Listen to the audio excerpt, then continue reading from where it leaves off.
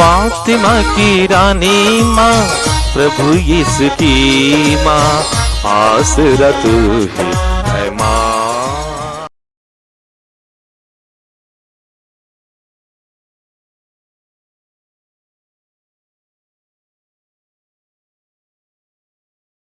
पहला पाठ संत याकूब का पत्र, अध्याय 4, पद संख्याएं 13 से 18 तक। तुम लोग जो यह कहते हो, हम आज या कल अमुक नगर जाएंगे, 1 वर्ष तक वहाँ रहकर व्यापार करेंगे और धन कमाएंगे, मेरी बात सुनो। तुम नहीं जानते कि कल तुम्हारा क्या हाल होगा। तुम्हारा जीवन एक कुहरा मात्र है, वह एक क्षण दिखाई देकर लुप्त हो जाता है। तुम लोगों को यह कहना चाहिए, यदि ईश्वर की इच्छा होगी तो हम जीवित रहेंगे और यह अथवा वह काम करेंगे, किंतु तुम अपनी दृष्टता पर घमंड करते हो।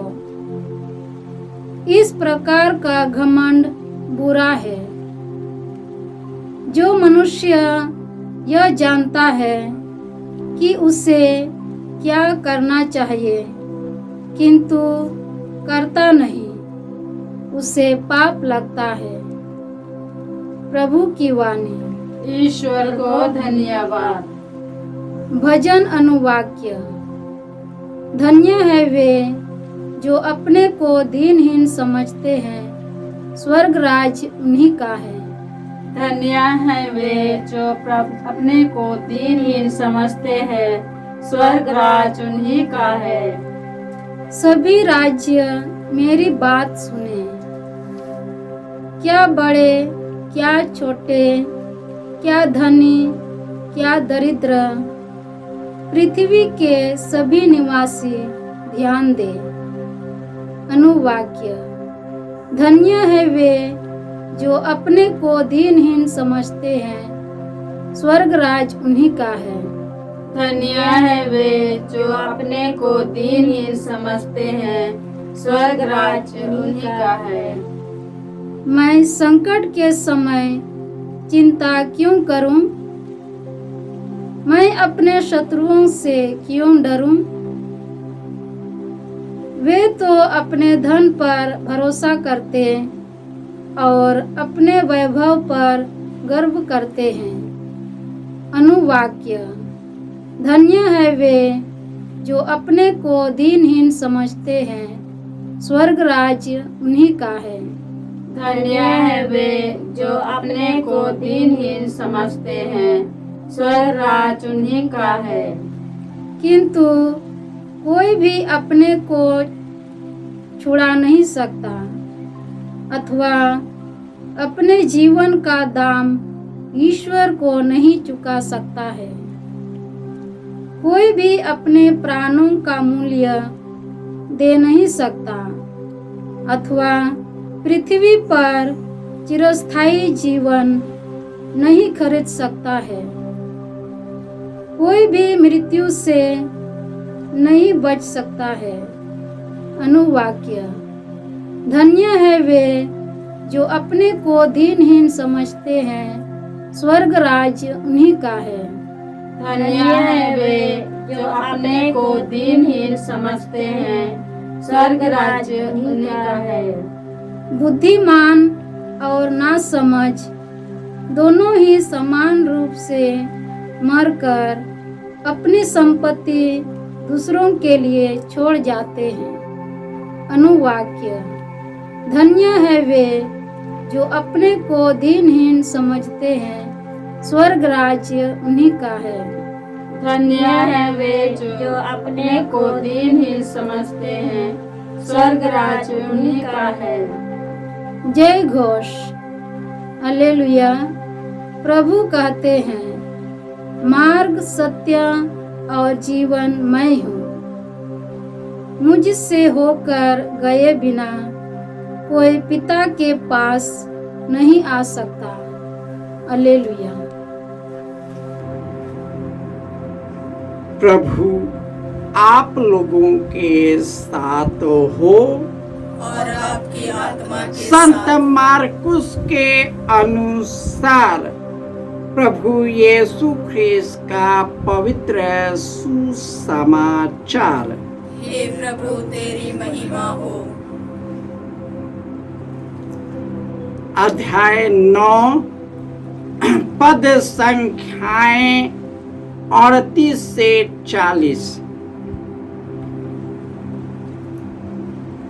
योहन ने यीशु से कहा, गुरुवर, हम किसी को आपका नाम लेकर अपदूतों को निकालते देखा और हमने उसे रोकने की चेष्टा की, क्योंकि वह हमारे साथ नहीं चलता।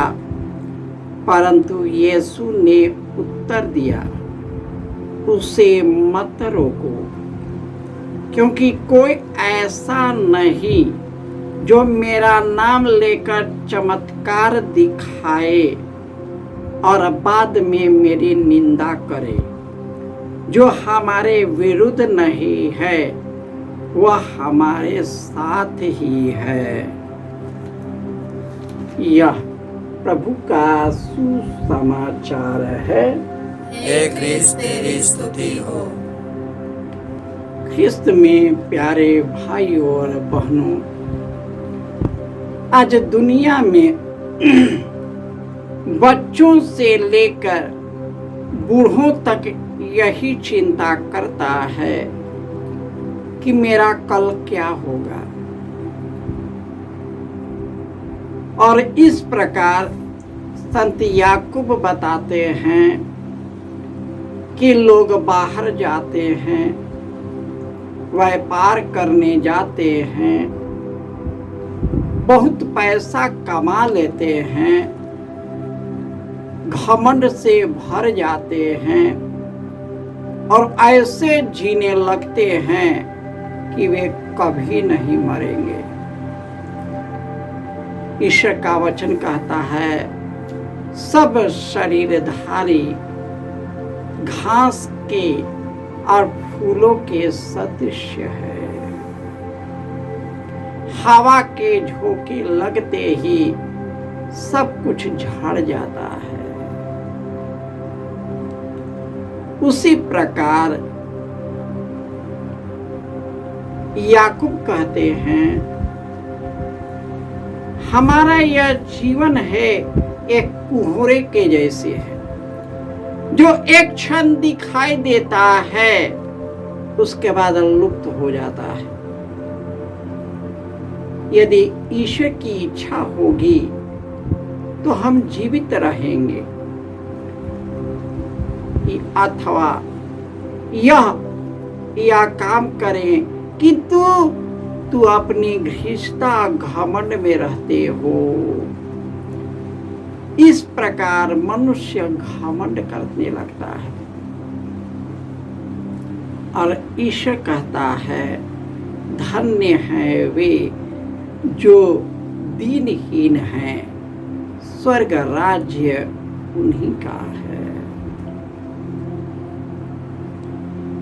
आज यीशु के शिष्य यीशु से कहने लगे कि प्रभु, एक बायली व्यक्ति है जो आपका नाम लेता है और अबदूतों को निकाल देता है। मैंने उसे करने से रोका।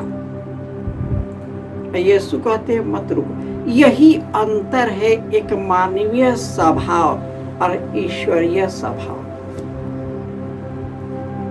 मानवीय स्वभाव ऐसा है कि वह दूसरों को बढ़ते नहीं देखना चाहता। दूसरों को अपने जैसे करते नहीं देखना चाहता। उसके अंदर में कटुता, ईर्ष्या और घमंड भर जाता है और यही उस मनुष्य को नाश करता है। हमारे साथ भी ऐसा होता है कि फलाना मेरे जैसे इसे कैसे कर सकता है भैया, क्यों कर रहा है? लेकिन यीशु बोलता है उसे मत रोको, उसे मत रोको। जो मेरे विरुद्ध नहीं है उसको मत रोको, उसे मत रोको,